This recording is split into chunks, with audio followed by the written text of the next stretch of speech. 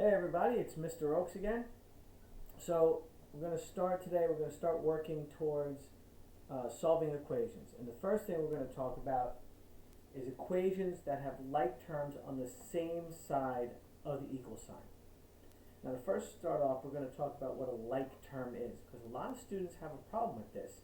They just kind of look at things and smush them together, and they don't take into account that there are different aspects to each term that make it whether they're like or not, and whether we can actually combine them or not.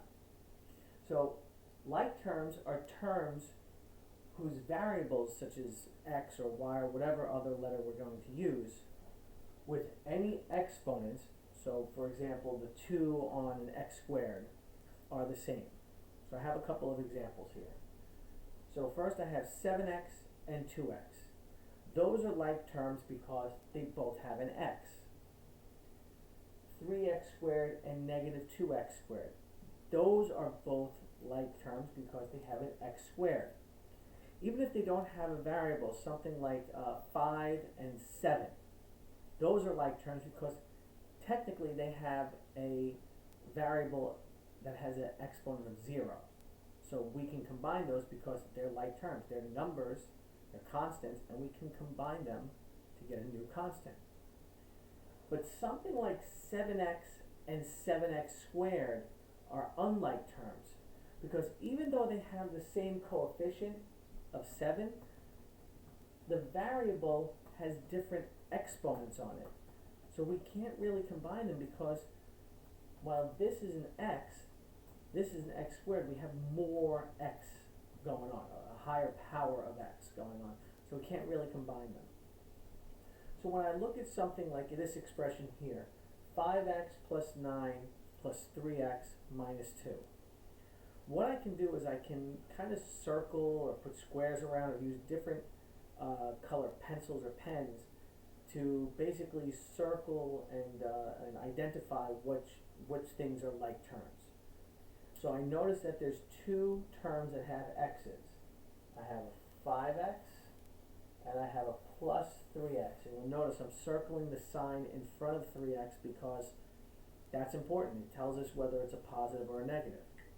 So I can combine these by adding their leading coefficients, 5 and 3, and now I get that the new term is 8x. I can do the same thing with my constants. I have a plus 9 and I have a minus 2. So really what I'm doing there is 9 minus 2. So 9 minus 2 gives me a positive 7. And so that's my new expression. That is my simplified expression where I have combined all my like terms. And that's all we're really going to do with these. Except now we're going to actually then solve for whatever the variable is. So I have a few examples here of increasing difficulty so that we can go through these. So my first one, I'm going to start off pretty simple. Numbers are a little big, but still pretty simple. 9x plus 27x equals 900. Now this is an addition problem, so all I'm going to do is I'm going to add the coefficients together, the 9 and the 27, and I'll have one thing. I'll have my like terms combined, and I'll have now just one term. So 9 plus 27 gives us 36. Don't forget to bring down the variable. Equals 900. So now we have a very simple one-step equation. I have 36 times x, so in order to undo that, I have to multiply, I have to divide by 36, both sides. You have to remember, when we are solving equations, we have to keep both sides of the equation balanced by doing, whatever we do to one side, we have to do to the other. So here, my 36x divided by 36, the 36's cancel out. All we're left with is x. 900 divided by 36, go to my calculator, it's 25. And it's always a good idea, what? What? I have an audience. My wife is right there. She's putting stress on me. She's laughing hysterically right now.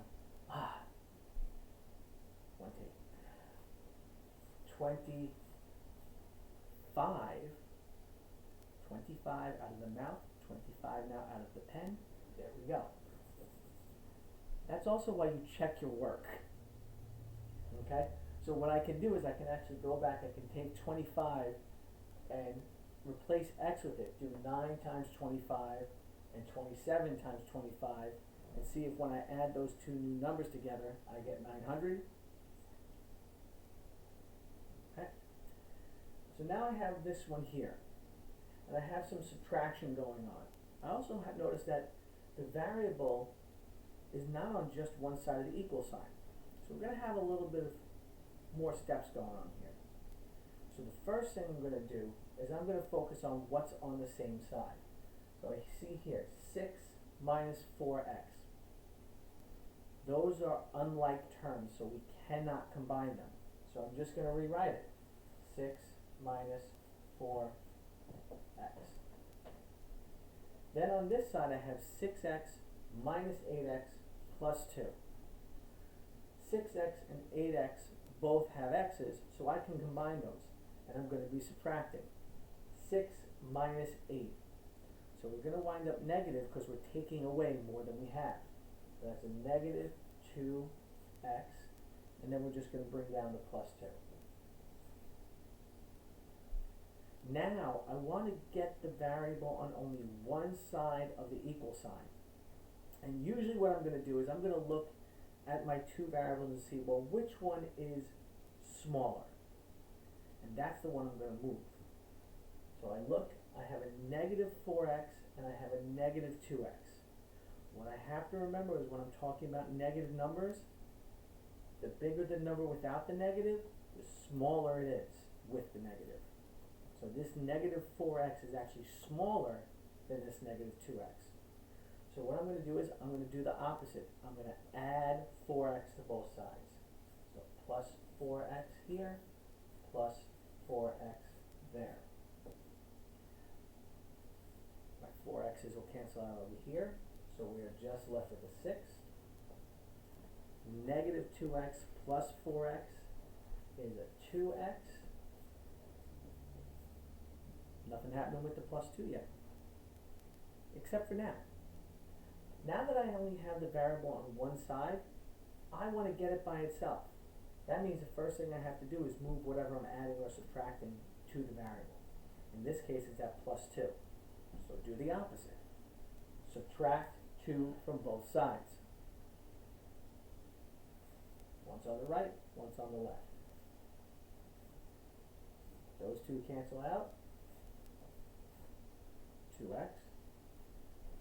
6 minus 2, 4.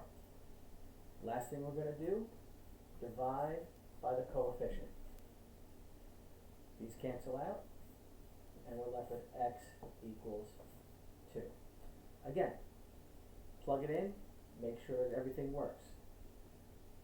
4 times 2 is 8, so 6 minus 8 is negative 2. Over here, this is going to be 12. Minus 16 is going to give us a negative 4, plus another 2 is going to give us a negative 2. So it works out.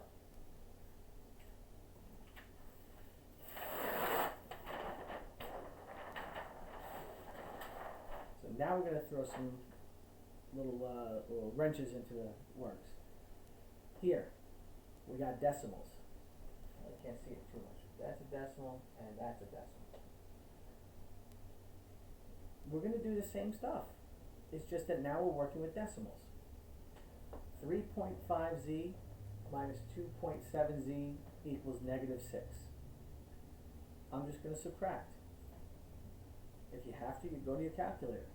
3.5 minus 2.7 gives us 0.8 equals negative 6. Again, we're back to a one-step equation where all we have to do is divide by this number. Divide by 0.8 on both sides, And when we do that, we're actually going to make the number bigger. Well, in this case it's negative, so technically it's still smaller. So again, when we go to our calculator, I get a negative 7.5. Here's where it gets, I'm going to be a math nerd and say fun. Some of you might get ugly, we'll just call it that. But now I have fractions. 5 over 3x plus 1 over 3x equals 40 over 3x. No, not 40 over 3x. 40 over 3. This is just a bunch of mistakes happening this time. What are you going to do? 40 over 3 plus 8 over 3x. I got all x crazy. Crazy x's. What are you going to do? So, there's a couple of different ways we could solve when we have fractions involved in an equation. We could just decide to work with the fractions and try to get common denominators. Luckily in this case they all have the same denominator, so in this case it wouldn't be that bad. Second option is to actually change the fractions to decimals, which works sometimes, but a lot of times you're going to get a fraction that the decimal equivalent really isn't that nice. Like especially when we have a 3 on the bottom, this is going to be a repeating decimal. The third option is, let's just get rid of the denominator. That's the one I like. And the way we do that is we multiply by the common denominator. In this case, we're lucky, they're all 3, so we don't have to figure it out too much. So I'm going to multiply everything by 3. And what that's going to do is it's going to eliminate all the denominators, so we won't be dealing with fractions anymore. So when I multiply each of these, I can just imagine all of those 3's on the bottom going bye-bye. So I now have 5x plus x equals 40 plus 8x. Much easier to work with. Now I got here, like terms on the same side, 5x plus 1x. That gives us 6x equals 40 plus 8x. Now normally what I would say is we need to work and move the smaller, the variable with the smaller coefficient onto the same side as the variable with the larger coefficient. Here's the thing though, right now the 40 is the only constant we have. And if I move that 6x, I'm going to have a 0 over here, and then I'm going to have to move that 40 anyway. So what I'm going to do is, I'm going to actually move the 8x. I'm going to have that 40 be on its side by itself. So I'm going to subtract 8x from both sides. I usually try to avoid working with a negative coefficient if I can, and sometimes you just gotta. I get here negative 2x equals 40. And then we just divide negative 2 on both sides. Negative 2. Those cancel out, and we're left with x equals a negative 20. Again, we could plug that in and see if it works. And if you do, you'll see that it does. Last one. As if fractions were a pain enough. Now we have a mixed number. And not only do we have a mixed number, it doesn't have the same denominator as this fraction here. When I want to work with these, the very first thing I'm going to do is I'm going to change that mixed number into an improper fraction. Remember, when we do something like that, what we're going to do is we're going to multiply the denominator by the leading number and then add it to the numerator. So 2 times 5 is 10, plus 1 gives us 11 over 2x. And then I'm going to keep the other one. 2 over 3x equals 37. I still want to get rid of those denominators. So I need to find a common denominator. So I need to figure out what's the smallest number that both 2 and 3 go into. Well, 2 times 3 gives us 6. That works. And that's actually the smallest thing they both go into. So I'm going to multiply this whole thing by 6. And here's what's going to happen. 6 times 11 is 66. Divided by 2, that's going to give us 33x. Plus 6 times 2 is 12. Divided by 3, that's 4x. 6 times 37. Well, guess what? It's a big number. It's 222.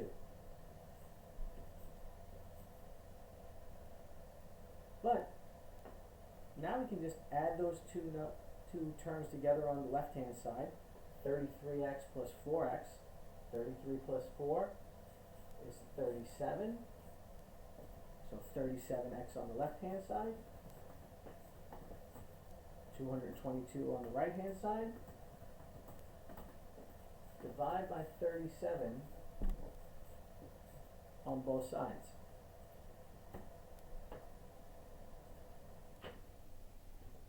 We multiplied 37 by 6 earlier. So if we're dividing by 37, guess what?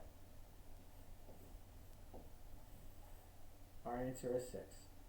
And again, take this, plug it in, see if it works. It does. I hope this is helpful.